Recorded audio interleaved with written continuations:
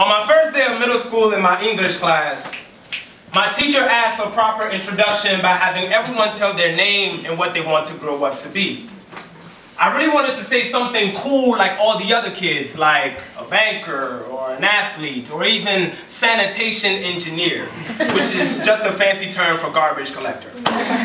But what I really wanted to say was that ever since I was 8 years old, I've always wanted to grow up to become a cigarette because it's the only thing that my father could never abandon.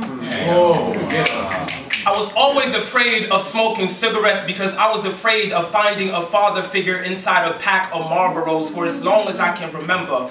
I've always felt like a man constantly in reverse, like the backwash of a dream, like karma's favorite crash test dummy, constantly begging someone for all the love that they've already given me. See, I started drinking and being with women in order to fill up the potholes inside of my spirit, but drinking more absolute only made me more obsolete. Now I'm just a soul made with 50% recycled plastic that hugs so tight because it makes pretending that letting go is never an option easier. An assembly of a man that loves like a runaway locomotive, my tears still tending to the broken Lazarus pieces of women buried in my collarbone as I treated their orgasm like mirrors to convince myself that I was beautiful.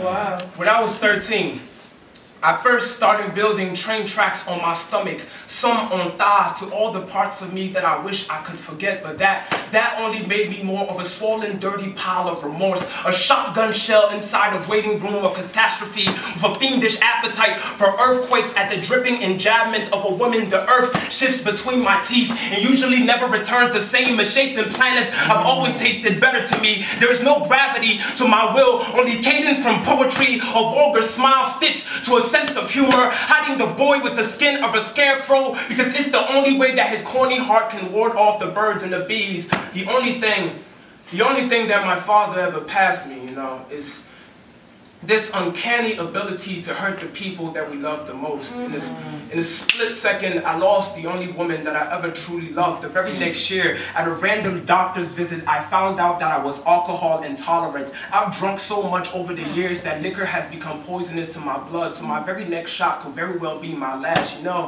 God, He has a funny sense of humor, took away the two things that I harbored on the most, to teach me of love, to teach me that women and liquor are not a cure to my loneliness. So what do you want to be when you grow up? I answered, I want to be a pediatrician.